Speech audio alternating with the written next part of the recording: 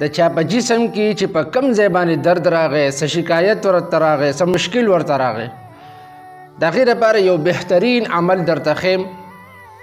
دا عمل شروع کړئ، د هغې په وجه به ستاسو په بدن کې چې کم درد دی دا به ختم شي. یو صحابي دی عثمان ابن ابي العاص رضی الله تعالی عنه، یو ځل په خپل بدن کې د یو درد شکایت نبی صلی الله علیه وسلم ته وکړو.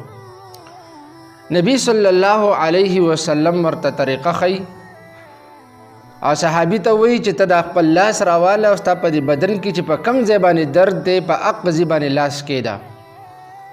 او نبی علیه صلات وسلام ورته وفرمایل 3 پیرا بسم الله ووایه او وځله پسې اعوذ بعزت الله وقدرته من شر ما اجد واحاذر. دا ووایه نو د الله په توفیق سره، د الله په مهربانۍ سره به ستا په بدن کې کم درد دی نو دا به الله ختم کړي او روغ به یې کړي.